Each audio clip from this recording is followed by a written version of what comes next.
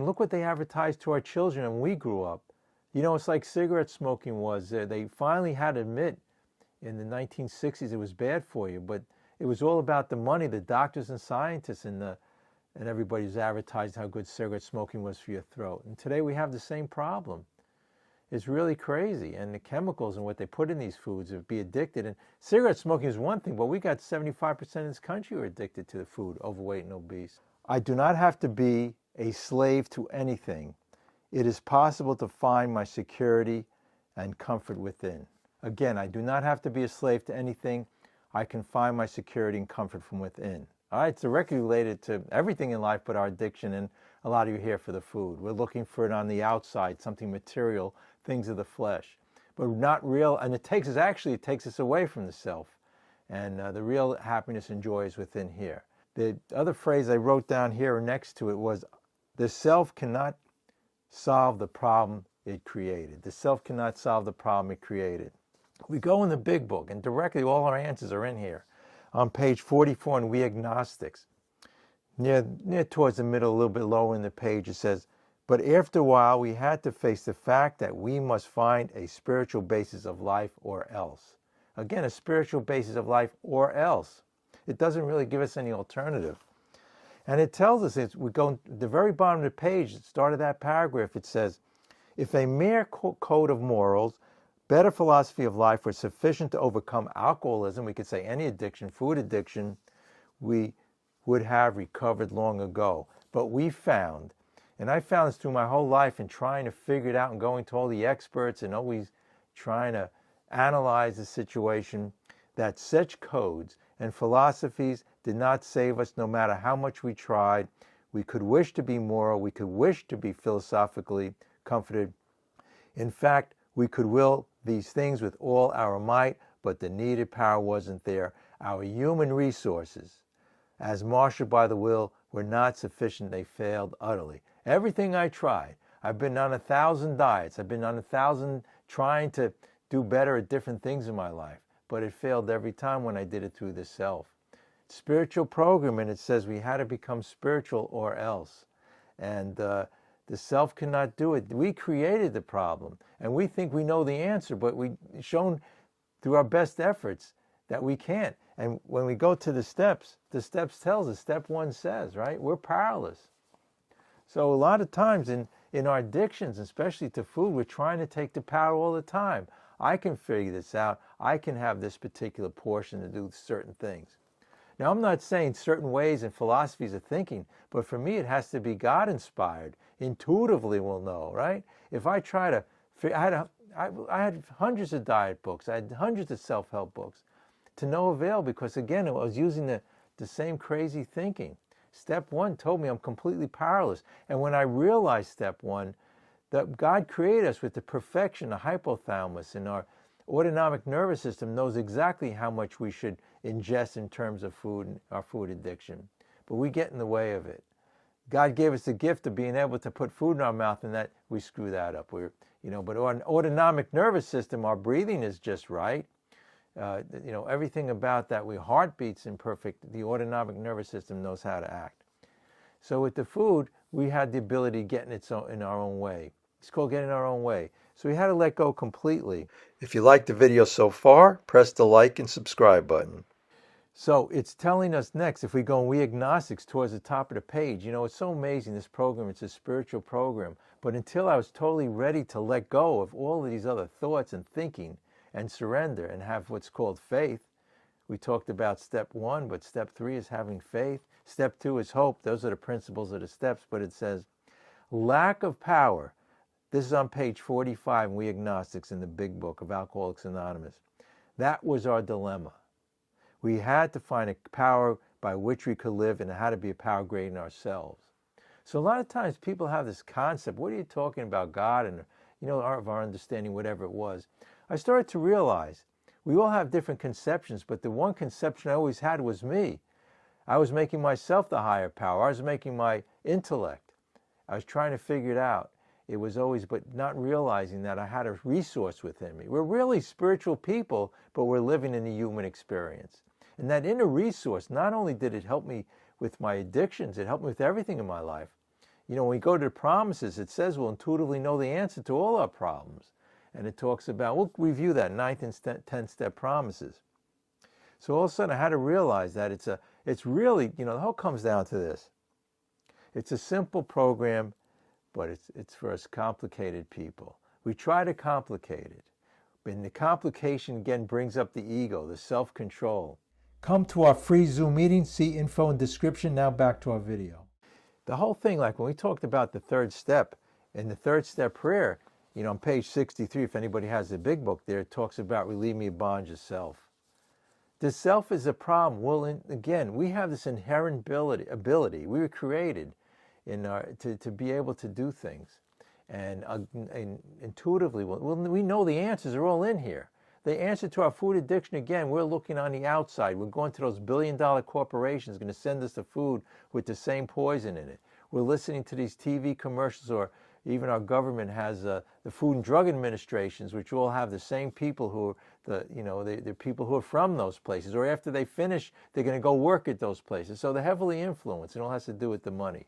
So do we want to be to talk to you about being a slave to all of this? Or do we want to be freedom from the bondage of slavery to our crazy, crazy thinking, which is influenced by everything around us? Not only with the food, but we grew up, we had to be like movie stars. We had to be very successful, all about monetary things.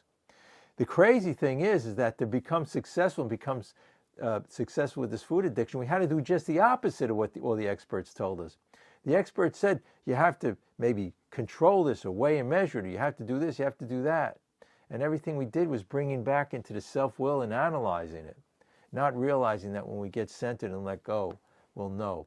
Because then we can feel our stomach receptors. When we're in a self-centered fear about we're not doing it right, or when we do it too much or too little, we can't really get into the self. And I relate to sports. Try to hit a golf ball or a baseball and try to figure out how every move, how the body should work. When we let go, the mind has a perfect computer built in, but we want to control it. We want to tell our brain how to act. So I notice, and they call it in the zone. In life, we could be the same way when we relate to sports, or whether it's to our addictions in life and dealing with people and situations. We know the answers are in here. We know how to do it. It's the self-will that gets in the way, and that was the whole topic. The self cannot do it. It's the one that created the problem. And if we go, I said page 63, we're talking about, and it says right above the 3rd step prayer, about 10 sentences down in the first paragraph, when we felt new power flow in. So I was always not letting the sunlight and new power flow in. I was trying to push it away by using the intellect. Again, God gave us intellect to use. It's called to use to think out maybe problems and get by, but not to analyze. It's called self-will run riot. So we enjoyed peace of mind. As we discovered we could face life successfully, we became conscious of His presence. We began to lose our fear of today, tomorrow, hereafter. We were reborn. So to make it more simplified, again, and I go back to not making myself a higher power, that we're creating God's image. We have this inner resource. And if you don't believe what I'm saying, first of all, all these things you tried with self-will didn't work. But try to get relaxed and centered in anything in life. And that's why we have prayer and meditation. When I meditate, I could be resentful, angry, not figuring out a problem, but the whole answer is when I meditate, all of a sudden the answers come to me. And to simplify that again is getting out of the old self, the ego, and having love and patience and tolerance for the situation, people around us. When we exhibit these, which we created to be that way, not to be into the low, in our book, actually, they call it a bedevilments. All of these lower levels of thinking, the self-centered fear being the main one, created by the ego and the self. So anyway, to simplify it again is just, we have prayer meditation, get out of the self, and a 3rd step prayer says that, just relieve me of bondage of self, so that I better do thy will. So when we review, and the promises tells us, when we go to page 84 and 85, it starts actually on 83, and there it tells us what happens. So let's review that quickly so we know what's going to happen when we work this program. It's guaranteed as promised, and I know even during the day, sometimes when I'm in a self-centered fear and I can't figure anything out and I'm all baffled by my food addiction, whatever it is, that I have a solution. I go back to like the third step prayer, reading steps, the first few steps. And then we live in 10, 11, and 12. And it says on page 83, the last paragraph, if we are painstaking about this phase of our development, we'll be amazed before we're halfway through. We're going to know a new freedom and new happiness. I had to realize I was completely enslaved by the food addiction. Everything was about, well, it was alcohol before that or drugs, but with the food, it was everything. I was making food my higher power. So the more I obsessed about it, the more I tried. When you give something resistance, you're giving it more power. The more I tried to control on my own self-will, it didn't work. And anybody here listening, there's no argument there because you all know yourselves, right? That it didn't work. How many diets do you have to go through? How many times do you have to try to, when I was in AA, they used to say, stopping drinking is easy. I did 1,000 times. The same with my food addiction. How many diets have we gone on, right? They weren't permanent because we need a new design for living. We needed the thinking that was originally there, and we were created to know that we don't eat to live, we live to eat. The body knows how much it needs for nourishment.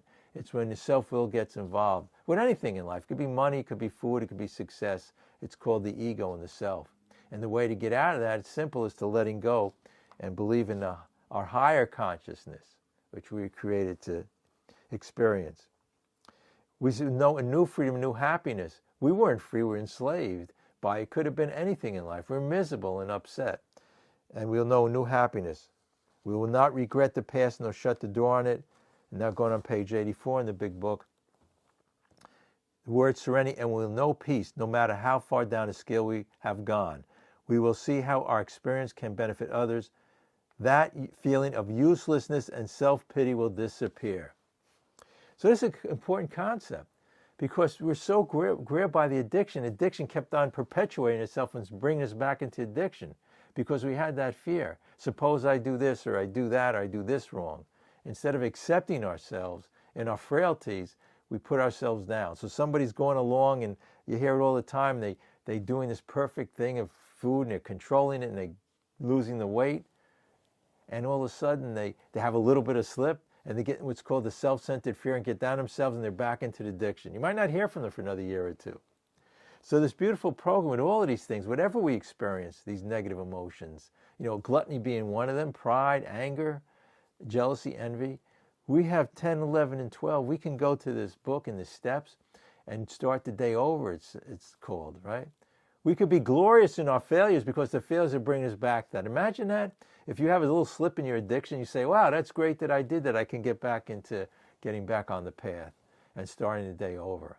But no, when we don't do this work, we get into the self-recrimination and all of a sudden we're back into the addiction and we keep on going down a slippery slope. And you'll hear from somebody 5, 10 years later, where you been? Well, one day I had a slip and that was it. In life, anything, you want to be successful. The most successful people have the most failures, right? And I once asked that question, who has the most failures in life? Well, pretty much successful people. But they went on and they went on to have more failures and then it brought them more success.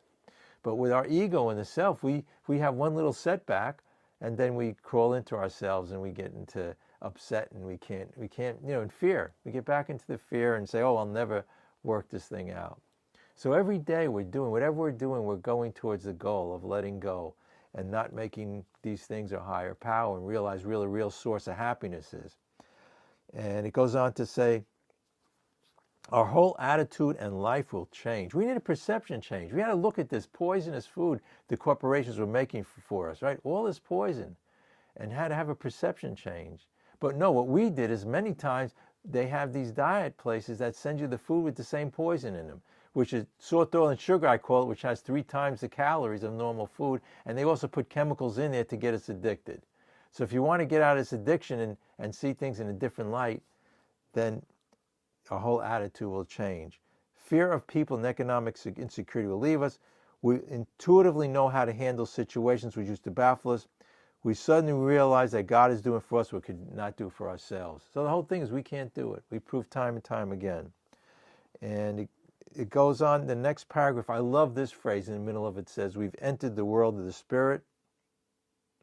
So we have to get into the world of the Spirit, the spiritual nature. Why in many religions and philosophies do they fast? Because they know getting out of the thing of a material thing such as a food would bring us more closer to our blissfulness and happiness and joy, which is God-centered.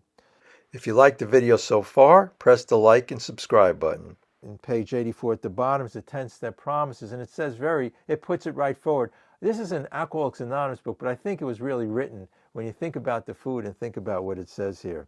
Again, we're talking about we cease fighting anything or anyone, for this time sanity had to return. I didn't realize how insane I was.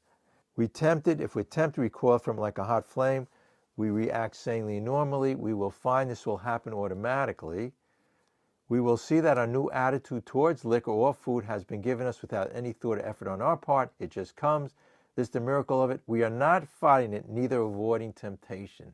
So every day I was on one of these diets, a strict diet. I was miserable every day. And then it was a day came about a year later. I mean, I lost all the weight, but I was so miserable that I went back out and I said, this is ridiculous. I can't do this the rest of my life.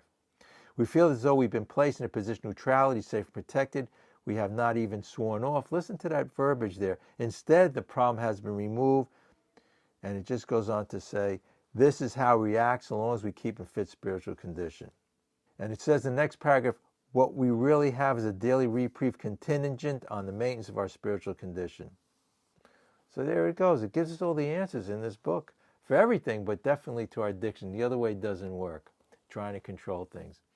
I never knew there was a solution. Now I have a solution to my problems. And the food addiction is one of them. Fasting and the religious philosophies and all of these different spirituality, they realized that the food was taking them away from it was a material thing of the flesh.